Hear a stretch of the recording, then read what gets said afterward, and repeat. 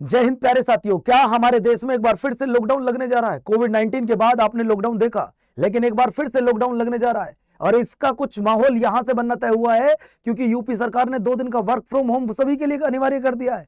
और कल दिल्ली सरकार ने भी सबको 2 दिन का वर्क फ्रॉम अनिवार्य कर दिया है। और अभी आपने देखा होगा कुछ दिन पहले ही मोदी जी ने आप भारत के प्रत्येक नागरिक से 7 अपील भी की थी। उन पर बहुत सारी कंपनियां ऐसा हैं जो उसको फॉलो भी करने लगी हैं और देश हित में वो काम हमें करना चाहिए जो बहुत ज्यादा जरूरी है। लेकिन ये पहले जैसा लॉकडाउन नहीं होगा जहां आप एक दूसरे के पास मतलब बैठ नहीं सकते हो, मास्क लगाने की अब जरूरत नहीं है। पहले लॉकडाउन में आपने देखा कि सब मास्क लगा के घूम रहे थे। उधर आरबीआई लगातार बार बार चेतावनी दे रहा है कि हमारा विदेशी मुद्रा भंडार कम हो रहा है और आने वाले समय में, ये आरबीआई ने चेतावनी दी है कि आने वाले समय में पेट्रोल और डीजल के और रेट बढ़ाए जा सकते हैं। दोस्तों, अब हमारे यहां पर पेट्रोल और डीजल के रेट बढ़ाए जा रहे हैं लगातार। अलग अलग शहरों में अलग अलग रेट हो गए हैं। मैं आपको दिखाने जा रहा हूं कुछ डाटा।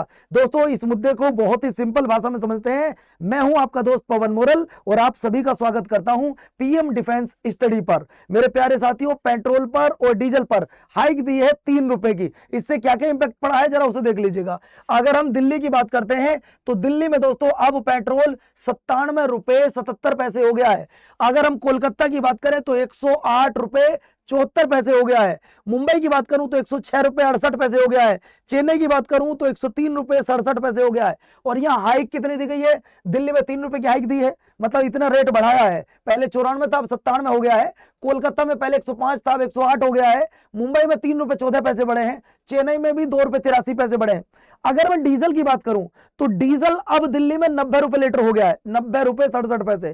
कोलकाता में 95 रुपए 13 पैसे, मुंबई में 13 रुपए 14 पैसे और चेन्नई में भी 95 रुपए 25 पैसे इस समय डीजल हो गया है। लगातार रेट बढ़ रहे हैं। पहले गैस के आपने देखे गए। और दोस्तों, आपको जानकारी होगी, जब से ईरान पर अमेरिका और इजराइल ने युद्ध किया है तब से ये सिचुएशन और खराब होती जा रही है और अभी भी उन तीनों देशों के बीच में मामला सुलझा नहीं है। लगातार अभी भी गतिविधि चल रही है। ईरान अमेरिका की बात मानने के लिए तैयार नहीं है, अमेरिका ईरान की बात मानने के लिए तैयार नहीं है। आपको जानकारी होगी, बहुत सारा भारत का तेल गैस का जो निर्यात होता है वो स्टेट ऑफ हॉर्मुज के माध्यम से होता है और जिसको पूरी तरीके से रोका गया जा चुका है। मतलब कुछ जहाज वहां से आ रहे हैं, सिर्फ थोड़ी थोड़ी मात्रा में जहाज आ रहे हैं। कभी उनको रोक दिया जाता है, कभी उन पे अमेरिका फाउंडेशन लगाने की कोशिश करता है, कभी उधर ईरान कहता है कि इस पर अब मेरा कर्जा हो गया है। ये आप जानते होंगे। और दोस्तों, वर्क फ्रॉम होम करने का एक फायदा भी मैं आज आपको यह बताने वाला हूं। क्या फायदा होगा? देखिए, यूपी गवर्नमेंट ने यानी कि योगी सरकार जी ने 2 दिन के लिए, वीक में 2 दिन के लिए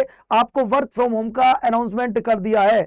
यूपी सरकार ने 2 दिन का वर्क फ्रॉम होम आपका अनिवार्य कर दिया है। चाहे वो आईटी कंपनियां हो या फिर वो स्टार्टअप हो या इंडस्ट्रियल यूनिट हो जहां पर मशीन बनती है वो हो। जैसे लखनऊ की बात करता हूं, जैसे नोएडा की बात करता हूं, बहुत सारा इंडस्ट्रियल एरिया है यहाँ पे, बहुत ज्यादा स्टार्टअप है, बहुत ज्यादा आईटी फर्म्स है। इन सबको 2 दिन के लिए अनिवार्य किया जाता है वर्क फ्रॉम होम। देखिए, इससे फायदा क्या होगा? एक ही कंपनी में 1000 लोग आ रहे हैं, 1000 लोग, और 1000 में से 500 लोग, 400 लोग ऐसे हैं जो अपनी गाड़ी से आते हैं।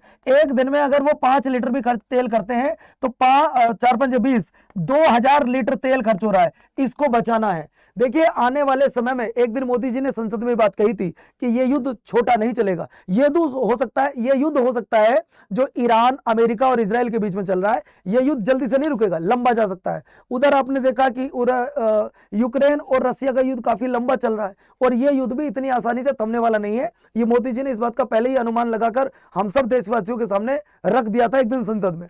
और कल रात दिल्ली गवर्नमेंट ने भी ये अनाउंसमेंट कर दिया है कि 2 दिन का वर्क फ्रॉम अनिवार्य है। 2 दिन का वर्क फ्रॉम कर दिया है अनिवार्य दिल्ली के लिए। और दोस्तों, आपको पता होगा कि जो गाड़ियां चलती थी किसके साथ में, रेखा गुप्ता जी के साथ में, जो दिल्ली की सीएम है, अगर उनके साथ में 10 गाड़ियां चल रही थी तो 6 गाड़ियों को हटा दिया गया। अब उनके साथ में 4 गाड़ियां हैं। अब उनके सामने कितनी गाड़ियां हैं बच्चों? सिर्फ 4 गाड़ियां।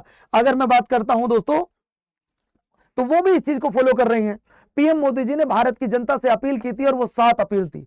उन 7 अपील में मोदी जी ने क्या कहा था? मोदी जी के साथ बहुत सारी गाड़ियों का काफिला चलता था, लेकिन अब मोदी जी खुद इस बात को फॉलो कर रहे हैं और मोदी जी के साथ में इस समय 2 से 3 गाड़ी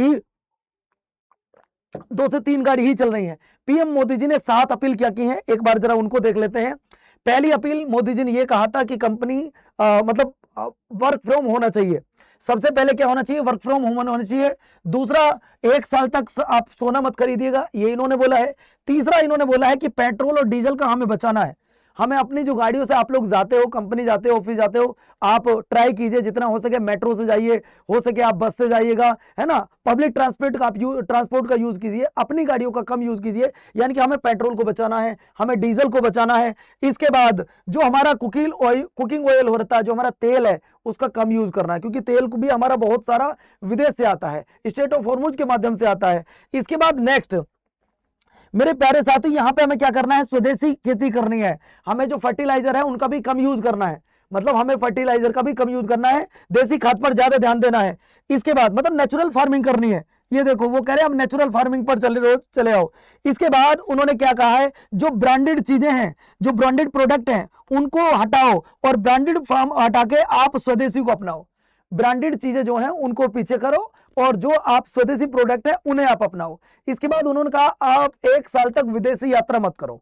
यानी कि मोदी जी ने भारत की जनता से 7 अपील की है, जो कि कुछ इस प्रकार है। वर्क फ्रॉम होम मिलना चाहिए, आप 1 साल तक सोना मत खरीदिए, पेट्रोल डीजल को बचाइए, आप अपनी गाड़ी का यूज कम कीजिए, मेट्रो का ट्रांसपोर्ट का ज्यादा यूज कीजिए, बस में ज्यादा जाइए। इसके बाद कुकिंग ऑयल का थोड़ा यूज कम कीजिएगा। उन्होंने कहा नेचुरल फार्मिंग की तरफ आइए, डाई, खाद, यूरिया इनको हटाइए थोड़ा सा। दूसरा, इन्होंने कहा ब्रांडेड प्रोडक्ट पर रोक लगाइए और अपना जो स्वदेशी है उसे अपनाइए। इसके बाद जो विदेशी यात्रा है उसको 1 साल के लिए बिल्कुल बैन कर दीजिए, बिल्कुल रोक दीजिएगा। ये मोदी जी ने जनता से अपील की थी और जनता कुछ जगह फॉलो भी कर रही है। मोदी जी इस चीज को खुद फॉलो कर रहे हैं कि मोदी जी अब फिलहाल में 2 गाड़ियां मोदी जी के साथ में चल रही है।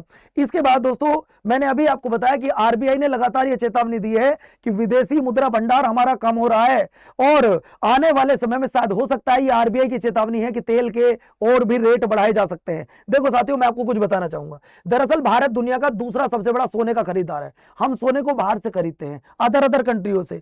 इस सोने का अधिकांश हिस्सा आयात किया जाता है और हर ओन सोने का भुगतान डॉलर में किया जाता है। मतलब हम डॉलर देते हैं। अब डॉलर देंगे कहां से जब हमारा विदेशी मुद्रा भंडार पहले ही खत्म हो जाएगा। अब आयात की व्यापक तस्वीर पर एक नजर डालते हैं क्या रही है। वित्त वर्ष 2026 में कुल आयात बिल 775 बिलियन डॉलर का था, जबकि केवल इन 4 वस्तुओं की अगर बात करें, जिसमें कच्चा तेल 134.7 बिलियन डॉलर का था, सोना 72 अरब डॉलर का था, वनस्पति तेल 19.5 बिलियन डॉलर का था, उर्वरक 14.5 बिलियन अरब डॉलर का था। यानी कि कुल मिलाकर अगर 100% की बात की जाती है तो 100% में से इन चारों पर 31% हमारा पैसा खर्च हो जाता है। 31% पैसा हमारा खर्च हो जाता है।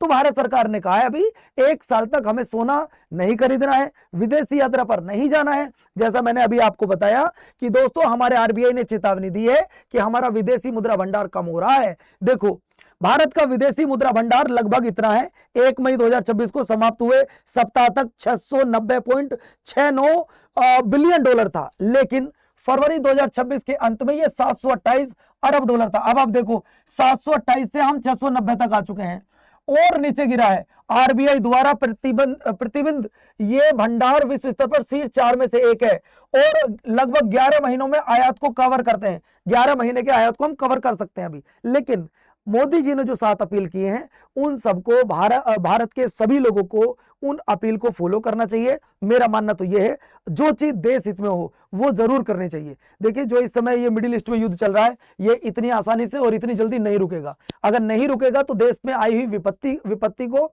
हम सबको साथ खड़े होकर उस विपत्ति का सामना करना है और उसको खत्म करना है साथियों। जैसा कि आपको पता होगा दोस्तों कि बहुत सारी कंपनियां ऐसी हैं जो फॉलो कर चुकी हैं कि 2 दिन का वर्क फ्रॉम होम देना उन्होंने शुरू कर दिया है ना बहुत। और यूपी में ये लागू भी हो चुका है और अगर बात करूं दिल्ली में ये लागू हो चुका है। 2 दिन का वर्क फ्रॉम होम आपको दिया जाएगा और ट्राई कीजिए आप पब्लिक ट्रांसपोर्ट जहां बस का यूज कीजिए, आप अपनी गाड़ी का कम यूज कीजिए, आप बस का यूज ज्यादा कीजिए, मेट्रो का यूज कम कीजिए। ये मोदी जी की अपील थी, है ना। इससे बहुत सारी चीजों की बचत होगी साथियों।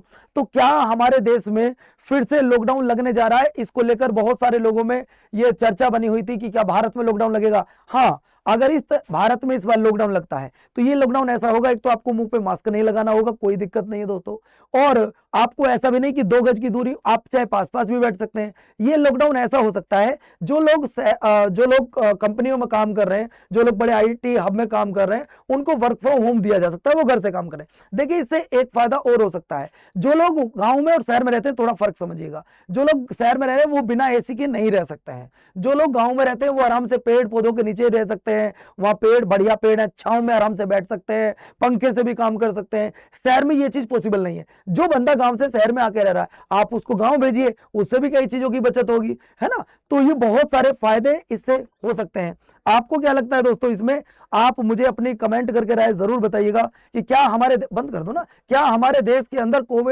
क्या हमारे देश के अंदर फिर से एक बार लॉकडाउन लगने जा रहा है? आपको क्या लगता है? कंडीशन तो कुछ इसी तरीके की बन रही है।